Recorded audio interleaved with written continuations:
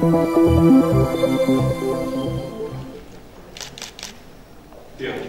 Mr. Dąbrowski, Mr. Saszczuk, Britannic Darby, Julian Dąbrowski, dear ladies and gentlemen, thank you very much for the invitation here to Kiev to discuss with you in your serious crisis time solutions, how to come out from this crisis.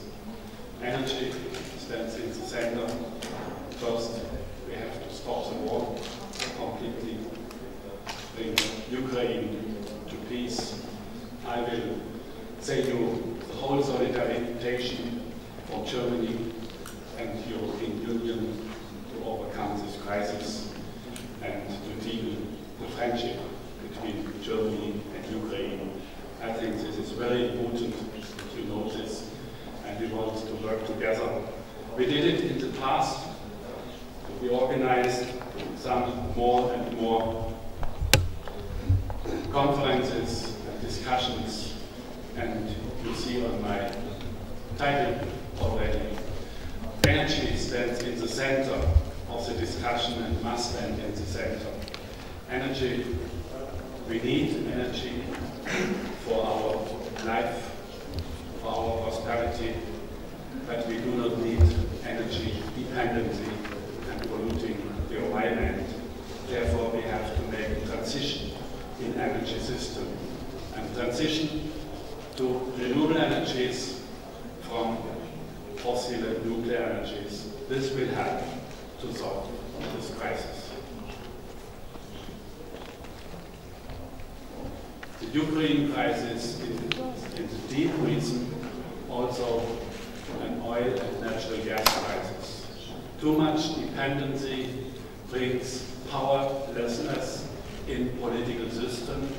We have no chance to fight against aggressivity from these countries who bring us the energies. So therefore, it would be necessary not only for Ukraine, but the European Union by the whole, to become more independent from Russian energy imports. And this is only possible with renewable energies combined with energy efficiency. To go a straight direction to this will bring political dependency and energy dependency. We need this, and therefore let's work together on a fast track on this way. Some people believe we could find solutions within the energy system with the conventional energies, to buy the energies from other countries than Russia. For example, to take natural gas from USA, where the tremendous growth of fracking gas will help to bring USA to an exporter of natural gas. Our research from the Energy Watch Group and scientific report who looks into the details, how many resources do we have in the world and in specific regions, this result is clear. We do not have any chance to get natural gas or oil from USA. You see our result, the conventional natural gas production in USA is declining since 2000, and this decline is going very fast on.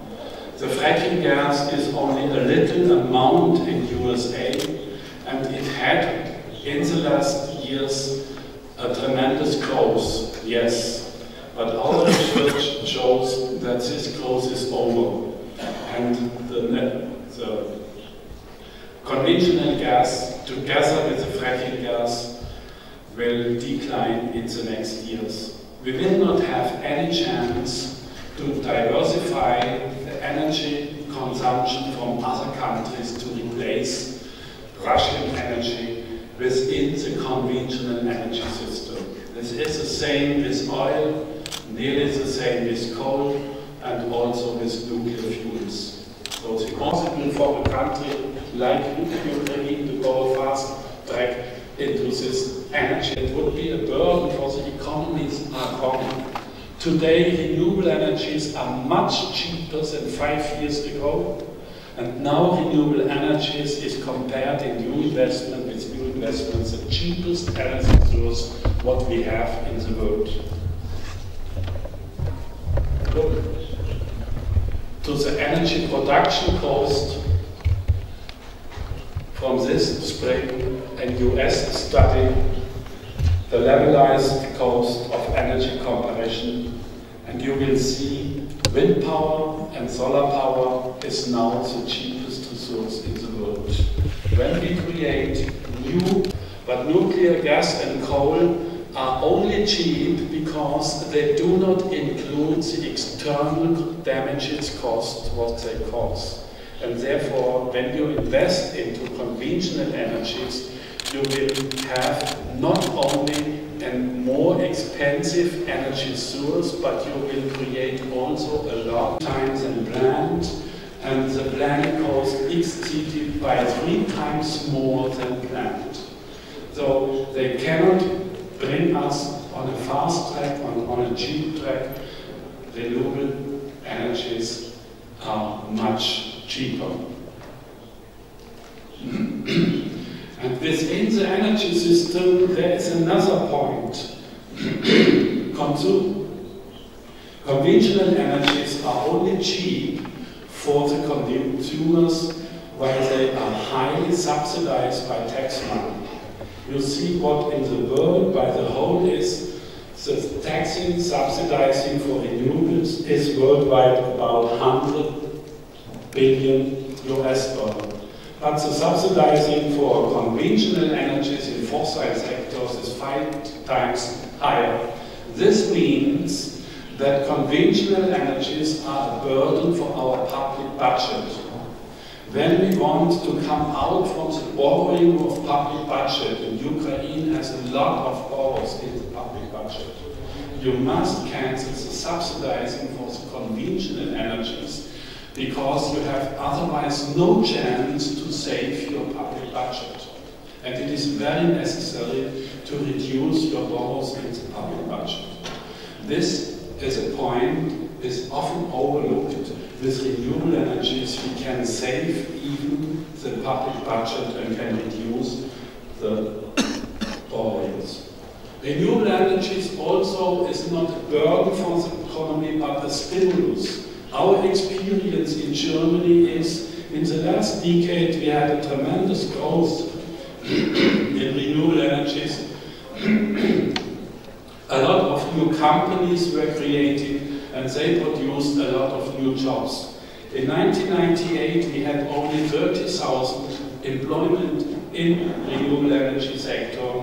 Today we have 380,000 that EPMA in 2020 about 500,000. You could create also such a success story in Ukraine, and it is very necessary. You need new jobs for your people to get more income, to overcome poverty, and to bring them more possibilities to work together. Renewable energy is combined with energy efficiency, with reconstructing the houses and other possibilities are the best way to come on a fast track in a stimulus for the economy by the whole. And renewable can grow very fast. We can show you our experience also in Germany.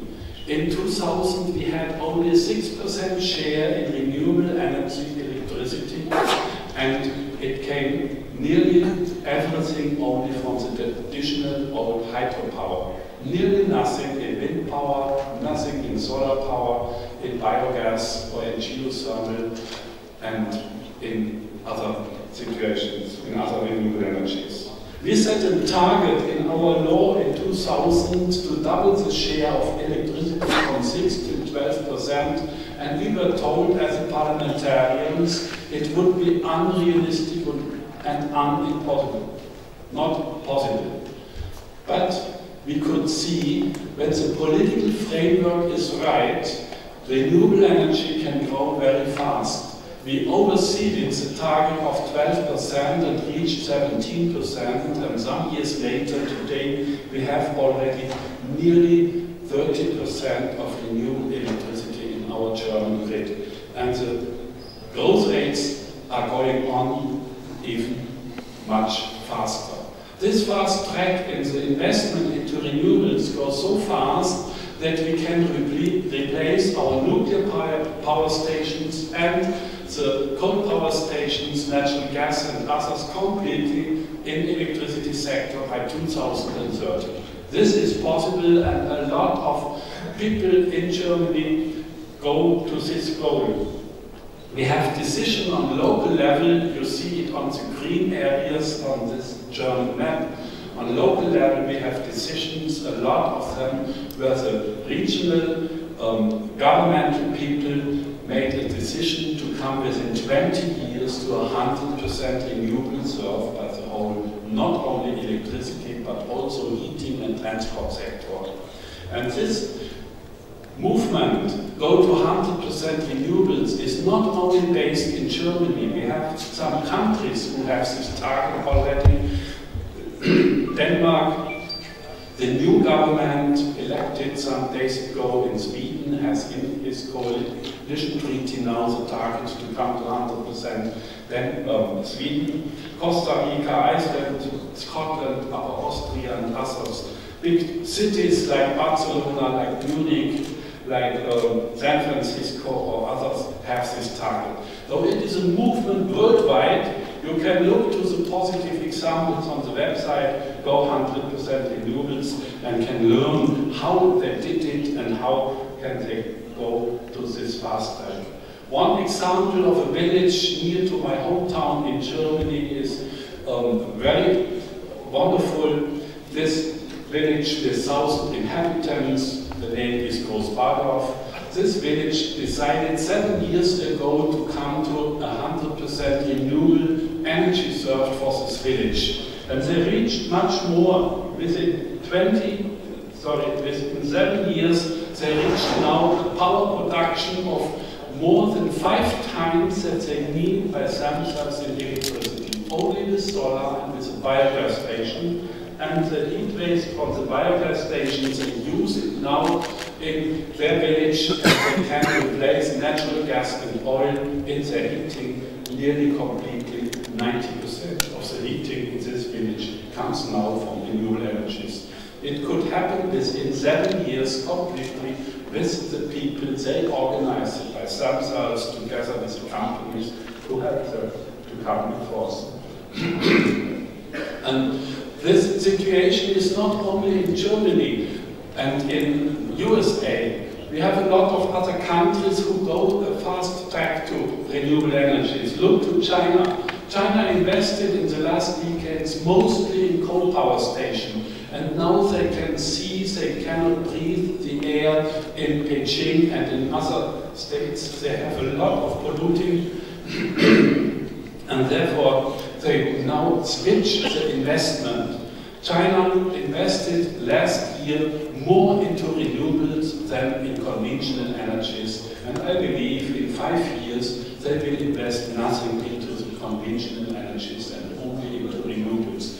They see renewables are cheaper and therefore they go in fast track into wind power, into solar power, hydropower, bioenergy and others. And even because of the polluting of the air in Beijing, Beijing made a decision in the town area to forbid the use of coal by 2020. A tremendous switch in the thinking and in the policy, in the energy policy in China. We can add a lot of other issues. Energy efficiency is very important to reconstruct our houses, to reduce the energy demand in the houses. We can make a lot of energy saving immediately in this winter time already. We can learn the people and we can educate how to save energy, and this can help in this winter time to reduce the use of natural gas, but it is necessary. And you have a good agency here in Ukraine, the Agency for Energy Efficiency, who could help to advise the people. Mr. Savchuk is here, and he wants to create more and more programs supported by the government, and I think we all should work together to come to this new agenda. What we need is a new policy that helps to come very fast to renewables and energy efficiency. This policy means we need laws that support the renewable energies. We learned in Germany a feed-in tariff law is the best way to come in a fast investment with private investment into renewables. Feed-in tariff law instead of tendering are very important. You could organize with the help and the subsidizing from European Union and similar way with Get Fit system, that is a feed-in tariff system supported for the investing cost by the donors from European Union to organize it together, that your investors, your private investors and public investors could make it. We must give tax relief for renewables. Good would be a carbon tax instead of tax relief for conventional energies. We should cancel all the subsidizing for nuclear and for the conventional energy sector. This would make a tremendous switch fast to renewables and energy efficiency, and it helps to save the public budget to come not into financial crisis. Research and education offensive in your universities, in your schools and everywhere is very important, and you must remove your obstacles against some investors when they want to create a wind power on the area and others. This is necessary to switch the political framework, and then you will see a similar success story like we have it in Germany.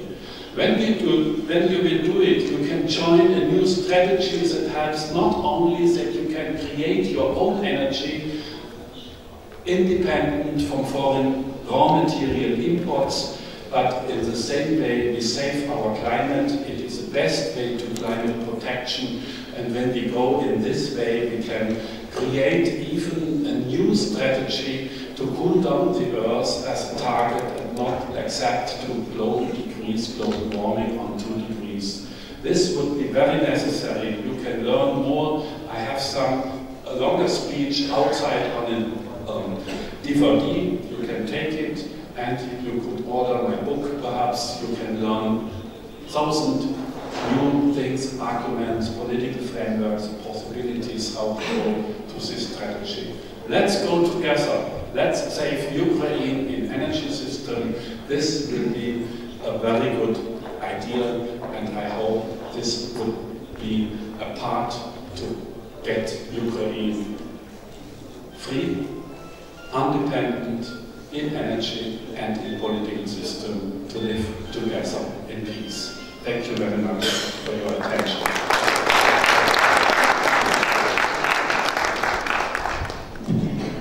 Дякуємо, пане Фел, за цю дуже цікаву презентацію. І ми переходимо до першої сесії. У нас приблизно 40 хвилин для того, щоб висловитися і вислухати важливих людей, які беруть участь у дискусії. Вам вже представили. Мене звати Андрій Куликов. У залі ще є одна дуже важлива людина, яку називають Ігор. І він буде працювати з мікрофоном для того, щоб ви змогли поставити запитання і дати репліки. А ще одну дуже важливу людину я представлю вам у самому кінці цього засідання. Отже, назва першої сесії «Створюючи фундамент для енергетичної самодостатності під час геополітичних потрясінь». Я прошу кожного із учасників дискусії упродовж 30 секунд відповісти на запитання, що є наріжним каменем цього фундаменту, якщо ми ведемо мову про фундамент. Або ви можете переформулювати для себе це запитання. Відновлювані джерела енергії – це потрібний камінь, або цеглина, як говорив Віталій Леонідович.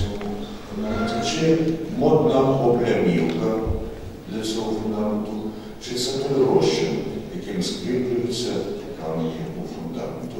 Я прошу почати з Сергія Савчука, голову Держагентства з енергоефективності та енергозбереження, але 30 секунд. У вас буде розмова ще раз. Прошу. Дякую за запитання. Дійсно, на сьогоднішній день, якщо розглядати відновлювані джерела енергії і енергоефективність в контексті останніх подій, які відбуваються в геополітиці, а в першу чергу в українській політиці і економіці, то ми можемо сказати, що і відновлювані джерела енергії, і енергоефективність, політика енергоефективності, механізми енергоефективності в економіці – це є вже невід'ємним каменем. І я би сказав, що цей камінь вже з часом він набуде такої фундаментальної форми. Це те, що прослідковується в світі, зараз в Європі, і те, що ми бачимо, ті виклики, на які сьогодні відповідає бізнес, держава, інвестори доводять те, що це все і стає фундаментом. Дякую. Вальтер Третон, керівник сектору енергоефективність при Європейській комісії. Ваші 30 секунд.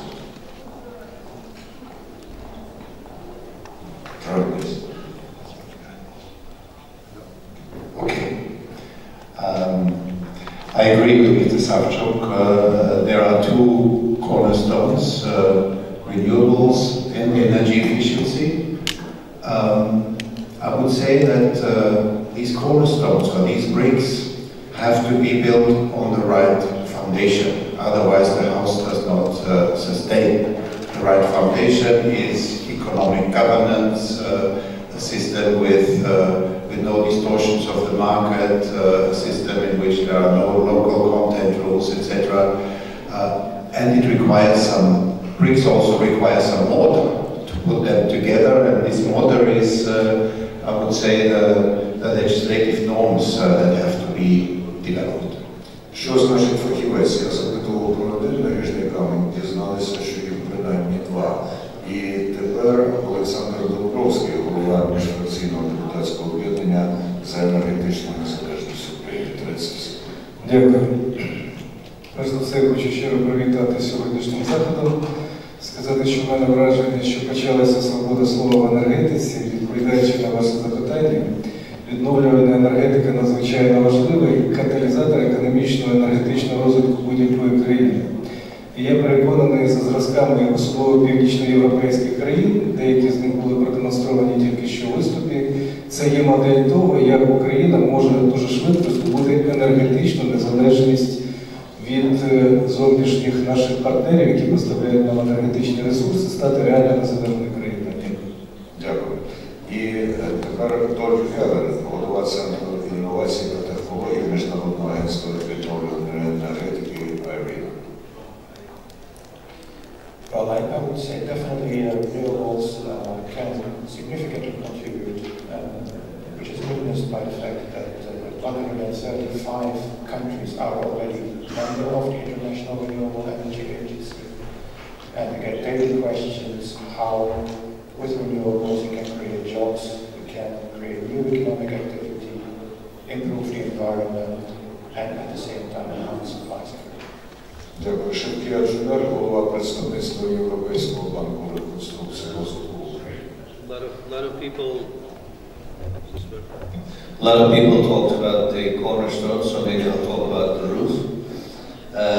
It would need to be the right regulatory framework and the proper investment climate that should be the roof of all renewable and sustainable energy efficiency structures and programs. Отак ми від фундаменту зразу переходимо до даху, а що ж між дахом і фундаментом, це запитання до Віталія Дорія.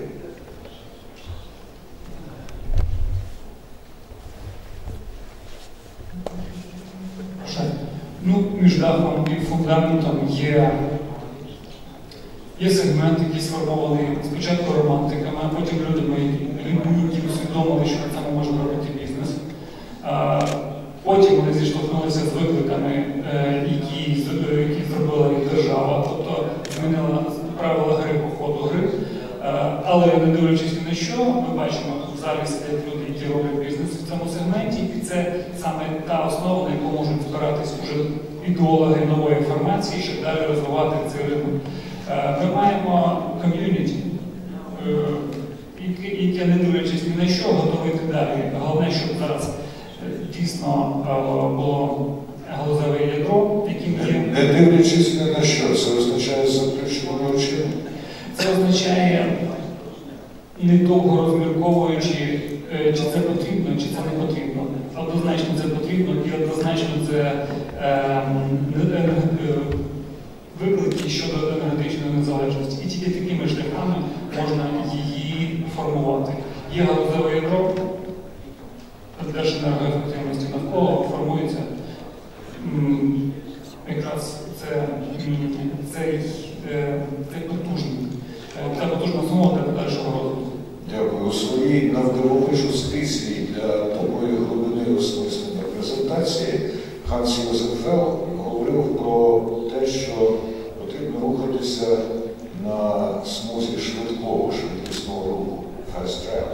Але зазвичай, коли рухаються по таких смугах, за це доводиться платити. Є така практика. Ніж на звичайній там дорозі. Запитання до учасників дискусії. Хто заплатить за те, що в Україні розвиватимуться відновлені джерела енергетики? І перша відповідь на це дасть Шевкевич.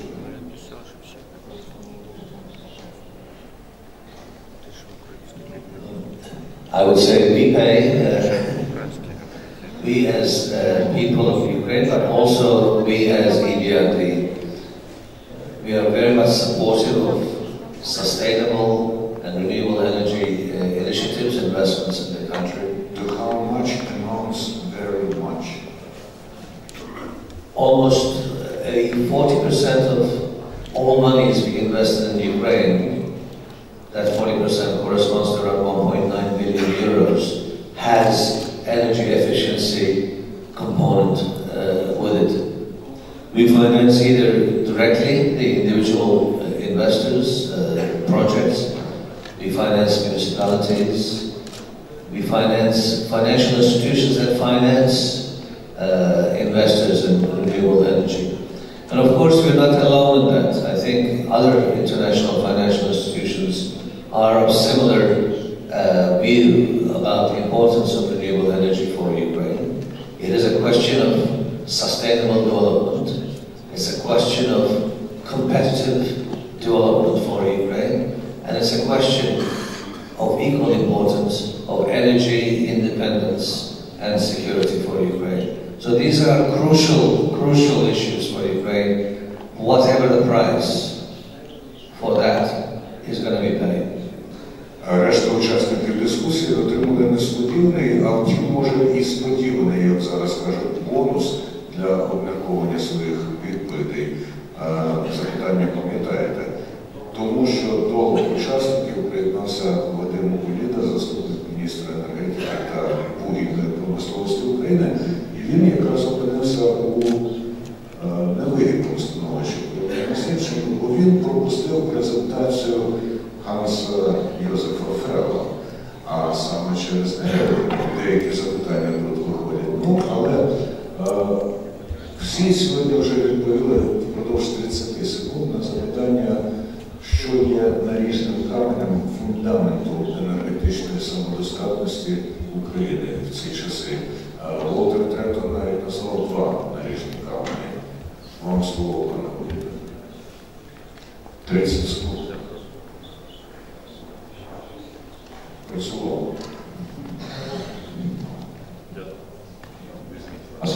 Дякую.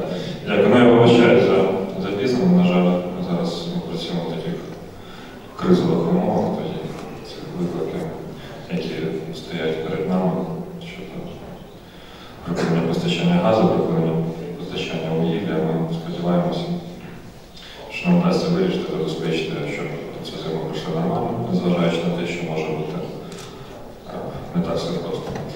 Щодо енергетичної залежності, я вважаю, це наріжний камінь, це збалансованість між споживанням енергії і виробництвом. І не потрібно робити перекос, наприклад, збільшувати видобуток чи розвивати відновлену енергетику, забуваючи про нерозбереження. Тому що скільки б ми не виробляли, якщо немає лічильників на газ, немає нормальної адекватних цін на електроенергію, що не стимулює для економіки, то ми не зможемо це забезпечити. Тобто головна мета – це збалансованість. Збалансованість між виробництвом і споживанням енергії. І друге – це диверсифікація. Ми не маємо залежати від одного джерела. Тобто по рівню забезпеченості на ресурсами наша країна має досить хороший потенціал. Краще, ніж в багатьох країнах Європи. Питання, що ми маємо перше, це енергозбереження, перестати надмірно витрачати ресурси. По-друге, це забезпечити диверсифікацію. Дякую. Дякую. І тоді зразу відповідаєте на друге запитання. Хто заплатить за просування України шляхом відновлення? За це платять споживачі. Щоб ми тут не казали, це споживачі сплачують за електроенергію, ці кошти йдуть на відновлену енергетику, на традиційну енергетику, постачальникам газу, імпортерам газу, виробникам вугілля. Тобто в цих умовах має бути забезпечений баланс, тому що відновлена енергетика, вона коштує дорого, це ми знаємо. І якщо ми говоримо про європейські країни, то розвиток відновленої енергетики, в принципі, йде паралельно, або вже після виконання заходів по енергозбереженню. Тобто, якщо вкласти гривню в модернізацію будівель, заміну вікон, то це дасть 10 гривень економіки. Якщо цю гривню вкладати в розвиток вітра або сонця, це дасть 10 копійок економіки. Тобто тут у нас дуже значний потенціал по економії ресурсів. Чи не станеться так, що от сьогодні ми вкладаємо гривню, і ви кажете 10 гривень економії буде, але за цей час гривня настільки знецінюється, що ці 10 гривень дорівнюють сьогоднішнім вкладенні рублі? Ці гривні ми трансформуються на ресурси, розумієте? Тому що зараз ми стоїмо в ситуації, коли буквально за 2 місяці, за 3 місяці, які є, треба зробити максимально можливо для того, щоб забезпечити добуток цієї зими, тобто скоротити витрати газу. Як в фізичному вигляді, так і за рахунок здійснення заходів по нерозбереженню. Замістити на інші види палива, там де це можливо. І тут ця гривня, яка вкладається, вона миттєво перетворюється на реальну економію ресурсу.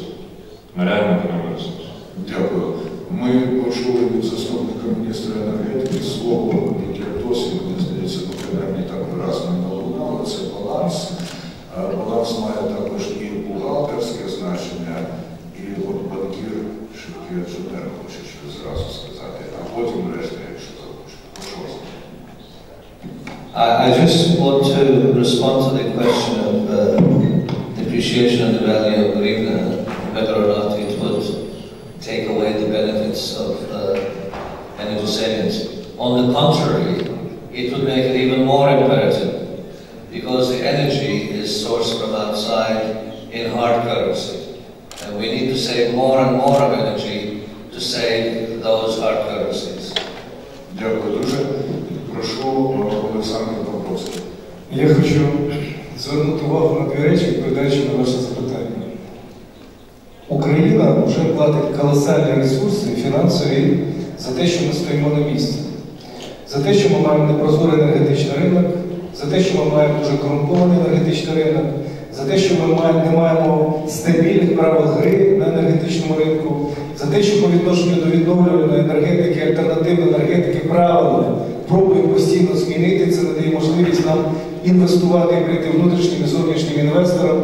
Тому Україна сьогодні платить набагато більше, ніж вона може платити, коли вона розжене швидкість енергетичних перетворень в країні. Це перше. Друге, я можу сказати, хто не заплатить за таку велику швидкість. Не заплатять наші внуки, наші правнуки, тому що коли ми говоримо про відновлювальну енергетику, це ресурс, який відновлюється, а не споживається один раз і назавжди. Дякую. Дякую. Хто ще? Прошу, Сергій Савчук. Дякую. Є така приказка «тише їдеш, далі будеш». Так ось в цьому випадку вона дійсно не працює, оскільки коли ми виходимо на швидкісну смугу руху в галузі енергоефективності і альтернативних джерел енергії, нам доводиться дуже багато платити. І в першу чергу, як сказали колеги, Заплатить споживач, заплатить інвестор, має заплатити держава. Але в даній ситуації, в даному випадку, якщо ми будемо рухатися тихенько, то наші діти і ми будемо платити значно більше.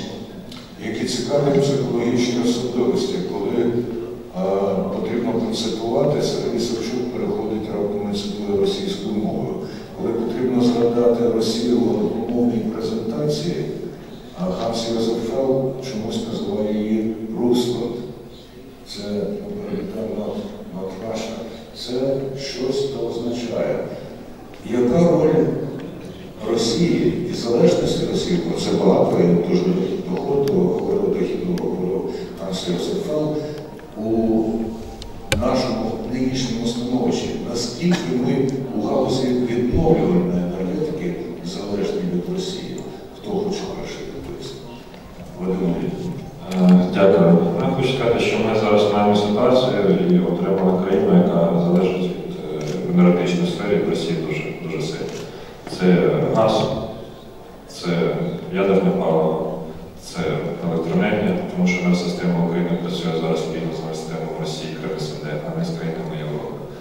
І змінити це за півроку рік буде дуже важко, тому що це орієнтація економіки, орієнтація енергетики, саме на джерела з Росії, вони створювалися традиційно десятиріччя. Що стосується відновлення енергетики, то я не бачу тут залежності взагалі від Росії. Це енергетика, яка будується іноземними інвесторами, більша частина це... Тобто технології ми отримуємо з інших джерел? Це не Росія. Або якщо вони є, то вони є критично. Зрозуміло, дякую. Представники Волтер Третен. May I also still answer the previous question Yeah, about the financing? As Mr. Arjuna has said before, international donors give some money to Ukraine in terms of loans, in terms of grants. That money is considerable, it is necessary. In itself, it is not sufficient. The European Union, for instance, has given 46.6 million euros in terms of budget support for energy efficiency, and Ukraine is about to make use of this money. We have put 40 million euros into the E5P fund, where together with banks, we develop and support projects in the energy efficiency area in district heating companies. Partly they switch also to biofuel boilers in that context. But all of this is certainly not enough if the right conditions are not there, and the right conditions can only be, as my co-speakers have said, a reform of the energy sector and a cost-conscious consumer who knows what he is paying for and who draws the right conclusion. Cost-conscious also means that there is no over-subsidization in terms of too high feed-in tariffs. In the EU we have a trend, and that's in line with what Mr. Feist showed us at first. Renewables have become cheaper, and then of course there is less public money needed to make renewables profitable for investors. They should be profitable for investors, of course. On the question on the energy dependence on Russia, yes, like Deputy Minister Rida has said, unfortunately Ukraine is dependent on Russia in many ways in the energy area. Most prominent of all in terms of gas. And there again I can point to Mr. Fell, who comes from Germany. And I know that in Germany some traditional energy companies have made significant miscalculation when they invested in gas-fired power plants. And it was renewables who ousted these gas-fired power plants, and they are now often idle. So this clearly indicates that renewable energy and energy efficiency are a way for Ukraine, are the way for Ukraine to become more independent in terms of energy.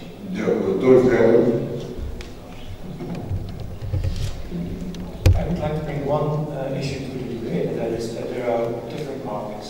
There is an electricity market, there is a heat market, there is a transportation fuel market, and the issues are very different in these markets. We should not mix them up.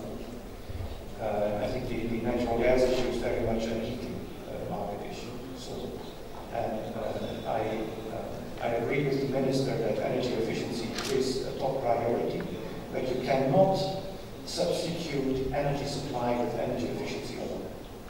You need a real supply, and there is, especially in the electricity sector, not this winter, but in the coming years, a very good opportunity because of the aging capital stock. And there will be a need for significant investments to replace the existing plant, and renewables fit there very well. Дякую. Українські учасники хочуть висловитися. Ну, я єдине ще раз хочу сказати, що для мене ключовою позицією є поняття енергоефективності. Тому що давайте розвернемося на 180 градусів до Польщі, яка є нашим також близьким партнером.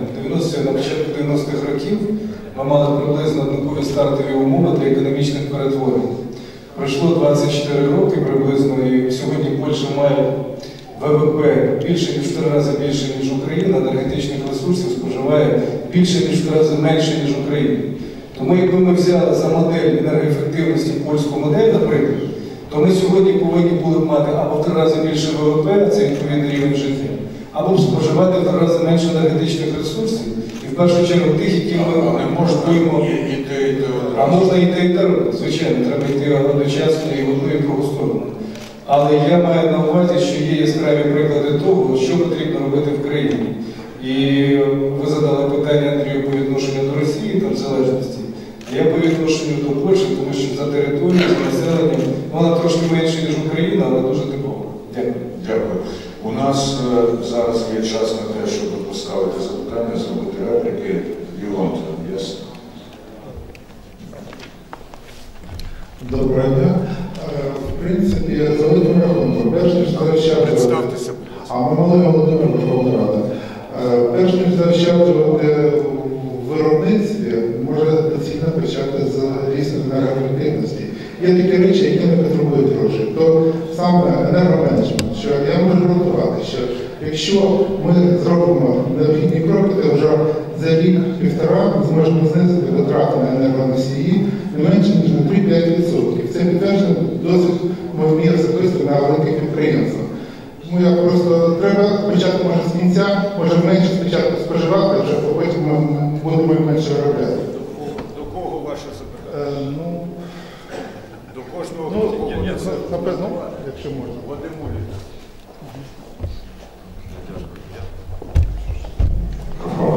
Дякую.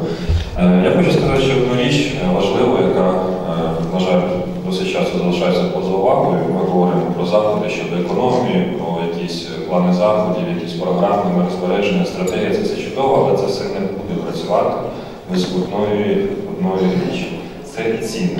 На сьогодні ціни на енергоресурси для споживачів в Україні не стимулюють до економіки. Ціни на електроенергію для споживачів покривають близько 25% вартості електроенергії. Вони є одним із найнижчих в країнах СНД, в країнах Європи. Тобто сьогодні невигідно економити електроенергію. Ціни на газ, навіть після підвищення, все рівно залишаються низькими, не покривають собівартість і не стимулюють до економіки. Ми пробували приймати рішення щодо стимулювання споживачів переходити на електроенергію. По розрахункам, якщо ще не зробити дешевше електроенергію, я вже сказав, що це 25% вартості, то газ виходить дешевше, розумієте? Тобто ми можемо, що хочемо робити, але якщо не будуть приведені ціни до адекватного рівня, реальної економії не буде. Це дуже важливе питання, воно є болючим, але це адекватно. Енергія має стоїти стільки, скільки вона коштує. Дякую. Що ти оцінив? Do you want to comment? Can I say add something to the Deputy Minister's comment? Apart from the prices, we also need a culture of energy consciousness, a culture of not wasting energy. I mean, if we are facing an energy challenge over this winter, I really don't want to see those buildings in Kiev or anywhere else lit up with lights overnight. It shouldn't be because I can afford it, I can consume. That is not a responsible behavior. I think everybody should be mobilized about energy, against energy wastage. That's what I would add to this. Дякую. Запитання за аудиторію. Андрій Кониченко, Українська вітроенергетична асоціація.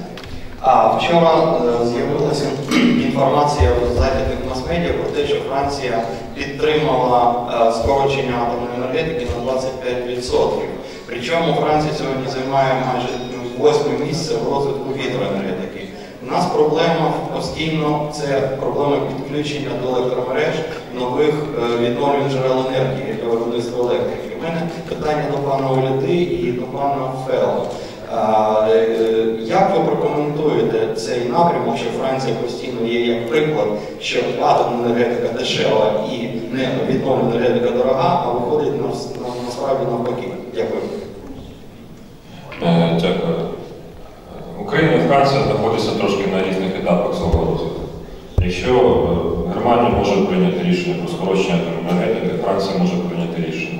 Японія після ситуації з Фукусімою фактично зупинила атомні станції, вони вижили після цього.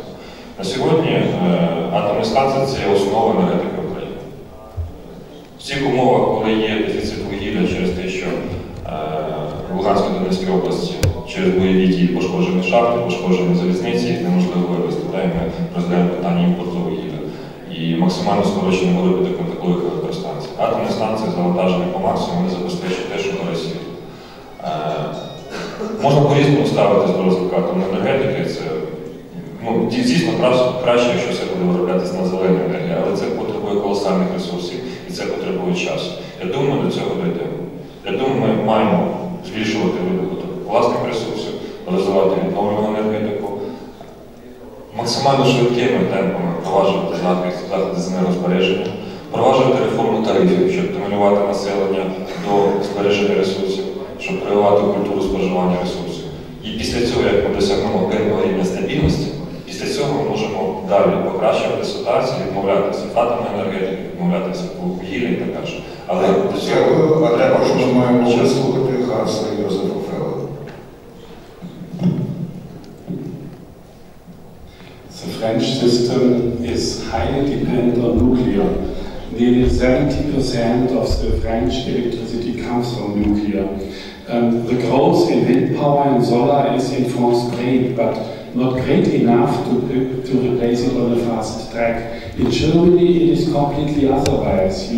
We have the experience when we closed on one step in 2011 8 nuclear power stations by one step, nearly the half of the whole German nuclear power production. Then there was a lot of new possibility and space for the investors in renewables, and the investment can go very fast.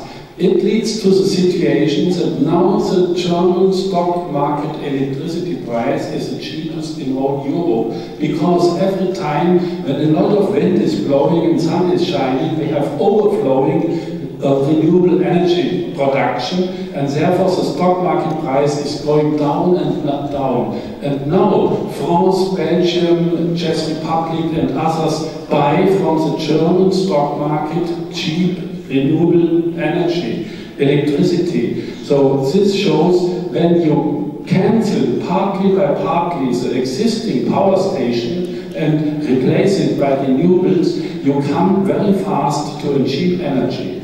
You might heard that in Germany the electricity consumers, the householders, have a rising price.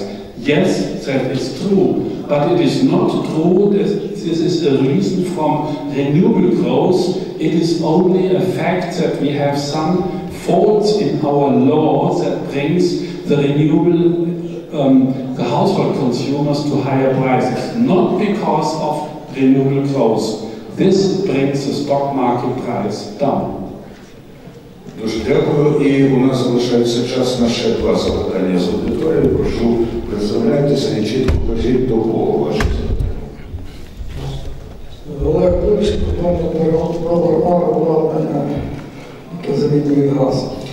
Питання у мене до Сергія Савчука, Вадима Лідера. Значить, в такому ракурсі, про що ми тут вже говоримо, такий український, як кажуть, парадокс. Піднімаємо ціни, економимо на енергії. Це спрацьовує, зокрема, в мене вдома. Але якщо ми візьмемо, наприклад, виробництво будівельних матеріалів, цегла чи цукру, зараз ціна газу не 7 тисяч гривень, ціна вугілля 1,5 тисячі гривень. Дуже просто. Піднімають ціну на цукор або припиняють виробництво цегла. До чого я веду? Чи не згадати нам те, що було в 90-х роках? А була така постанова, скільки я пам'ятаю, для котелень, зокрема, що стоїть газовий лічильник. А я це є питання. Чи не потрібно нарахувати не тільки витрату газу, тобто на котельні, наприклад, скільки газу палиться, а скільки та котельня енергії видає? Тобто, чи не потрібно нам рахувати, скільки в продукті заложеної тої енергії, при цьому контролювати виробника? Пане Савчук. Дякую за запитання. Ви починали з цін на ресурси, то я би розглядав їх в 2 площинах. По-перше, у нас є ціни для населення, і вони дійсно на сьогоднішній день значно нижчі, ніж в наших країнах-сусідів. І є ціни для промисловості, в тому числі для цукрових заводів, в тому числі для заводів, які виробляють будівельні матеріали, та дійсно вони високі, ви знаєте, по якій високій ціні ми закуповуємо імпортний енергоресурс. Тому тут потрібно розглядати в 2 площинах. І дійсно на сьогоднішній день, як говорив мій колега Вадим, населення воно не має багато стимулів, хоча вони вже з'являються щодо економії ресурсів, оскільки тарифи на газ, на електрику поки що низькі. Що стосується можливості заміщення газовими котельнями, заміщення газу на інші види палива, встановлюючи нові котельні, то це дійсно на сьогоднішній день тренд, який потрібно розвивати, і він вже розвивається. І ми минулому тижні разом з міжфракційною групою за енергетичну незалежність, разом з ОСББ зустрічалися майже з усіма виробниками вітчизняних котлів, майже з усіма. І кожен з них говорив про те, що у них, починаючи вже з червня місяця, почались активні продажі. До червня багатьох з них були склади завалені і нічим було платити кредити. А сьогодні вже, я цитую, на складах можна грати в футбол. Більше того, замовлення йдуть на грудень, на січень, на лютий. Тому все робиться зараз в цьому напрямку, в тому числі зі сторони уряду. Ми прийняли багато рішень. Дякую, пане Савчук. Можливо, представник уряду може. Так, хотів би короткий коментар щодо цін. То ціни для промисловості підвищувати вже не будуть і нема куди підвищувати. Це ринкові ціни. Проблема є перехресним субсидуванням, тому що ціни промисловість в цінах на електрику субсидує те, що населення не доплачує. І щоб вийти з цього перехресного субсидування, щоб реально розвивати ринок, треба привести до адекватної ціни для населення, і це частково для зниження навіть цін для промисловості. Зрозуміло, дякую. І останнє запитання з аудиторії. Олександр Бойко, голова спілки енергетичного сервісу України. Буквально трішки історії. 2006 рік прем'єр-міністр України Єханов проводить велику нараду, як нам газову війну пережити. Вирішили по ітогам газової наради всім перейти на електроопалення. Не спрацювало. 2009 рік, друга газова війна. Прем'єр-міністр України пані Тимошенко проводить велику нараду на Кабінеті міністрів і каже, що нам робити. Академік Долінський каже, перейдемо на теплові насоси і це нас спасе. Не спасло, не спрацювало. Тепер відновлювальна енергетика, позиція третя. Третя газова війна, відновлювальна енергетика нас спасе. Панове, не спасе. Тепер питання, хотів до пана Дубровського і до пана Савчука. Питання ось у чому. Енергетична ефективність або система енергетичної ефективності базується на 3 китах, які зараз плавають у різних руслах. Кит перший – законодавча база чи законодавча складова. Вона зараз у нас ніяка. Кит другий – це організаційно-технічна складова. Вона в нас існує, але тільки технічна, на жаль, не організаційна. І третя складова – це складова, яка стосується стимулювання. Як з плюсом, так і з мінусом мається на увазі. Так от тепер в мене питання, а можливо нам зупинитися зараз, не бігти нікуди по 6-й полосі, а за цей опалювальний період проаналізувати, де ми знаходимося, розробити концепцію політики енергоефективності в державі, якої немає, розробити один єдиний закон про ефективне використання енергетичних ресурсів, розробити концепцію, ну я можу без мікрофону, якщо хочу, розробити концепцію, і ще раз кажу, створення системи управління енергетичною ефективністю в державі, і останнє розробити принципи, місію та цілі державного органу, який буде координувати. Є так назва, яка зветься так, Національна комісія сприяння енергетичній ефективності та екологічній в державі. Грамка, дякую. Сергій Савчук, а потім, хто захоче доєднатися до коментаря, прошу. Дуже вам дякую. Зразу відповідаю на ваше питання. Якщо ми зайдемо в Google по законодавству з енергоефективності, ну я не знаю, там сторінок 20 буде законодавство з енергоефективності. Давайте ще напишемо кілька законів. До речі, ми їх пишемо. Що стосується питань, які потрібно вирішувати сьогодні вже, то Україні вже не вистачає 5 мільярдів кубічних метрів газу. Україні вже не вистачає, на жаль, вугілля. І нам потрібно сьогодні, вже в цьому опалювальному сезоні, вирішувати не тільки стратегічні питання, це написання законодавства, але й думати, чим ми замістимо цей дефіцит газу, який сьогодні є. І ми знаємо, чим його замістити. І ми знаємо, як допомогти інвестору зайти сюди, щоб хоч частково його замістити. А що стосується, ще раз повторюю, законодавства, я відкритий, в тому числі до вас, будь ласка, з завтрашнього дня ми готові поспілкуватися, якщо у вас є відповідний проєкт закону, то ми його публічно розглянемо і обговоримо. І я буду його ініціювати на уряді, якщо ми зійдемося в наших позиціях. Дякую. Дякую дуже. І якщо можна один короткий коментар, ми тут підтримуємо пана Савчука з тим, що у нас дуже багато вже напрацювань, треба просто виконувати. І це не перша газова війна, і чим можна замістити газ, відомо, просто ці заходи треба виконувати, і друге, треба стимулювати. А про стимулювання я вже казав, треба привести ціни і перше, а друге облік ресурсів. Тому що у нас, на жаль, газових лічильників в країні треба встановити дуже велику кількість, тому що частина просто газу не обліковується, навіть розумієте. І ці заходи, вони відомі, вони вже виконуються. І зупинитися зараз неможливо, тому що ми йдемо в зиму і нам треба себе пережити. Я думаю, що це буде, цей шлях, що ми пройдемо в наступному році, дозволить вже значно скоротити і споживання газу, і запровадити нові технології енергозберігаючі, переходити, Сергій сказав, про підтримку вітчизняного виробника, про виробництво енергозберігаючої продукції, котлів, які заміщують. І ми будемо значно краще ставити. Дякую. І добігає кінця час, відведений на сьогодні дискусію. Віталій Довів, відкриваючи форум, говорив про позитивний заряд. Будь ласка, учасники обговорення, у кожного з вас є по 30 секунд, щоб надати мені розуміння, де із того, що я все тут почув, я можу знайти для себе позитивний заряд. Принаймні на всю зиму. Почну Віталій Довів. потрібно позитивний заряд. 30 секунд. Дякую, Андрію.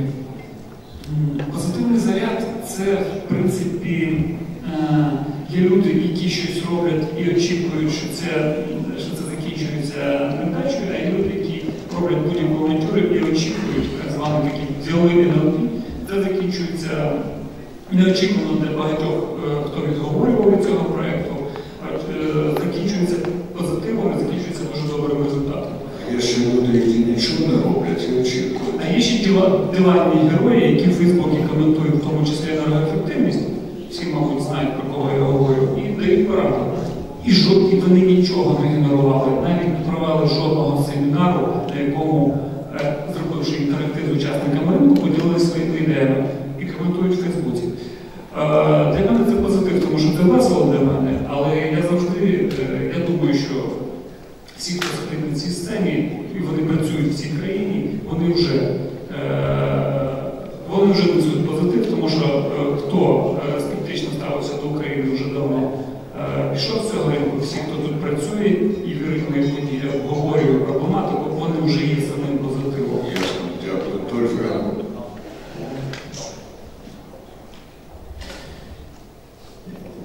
This winter is clearly a challenge, but it's not the last winter.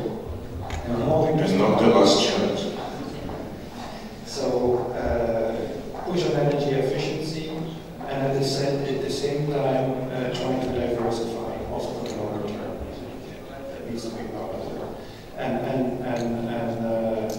the market incentives, the right prices need to be there. The metering needs to be there, of course, and then the technical measures need to be there. But it will take time. Thank you. 30 seconds to give me a positive charge. Positive. I'm just trying to find positively in the microphone here. Hello? Hello. Thank you. We have an expression in Turkish, out of all misfortunes comes out a good thing. And the misfortune of having to face the situation today that we're facing, energy, comes the realization of the need to do something about it. And the need is the driver of all inventions and all actions.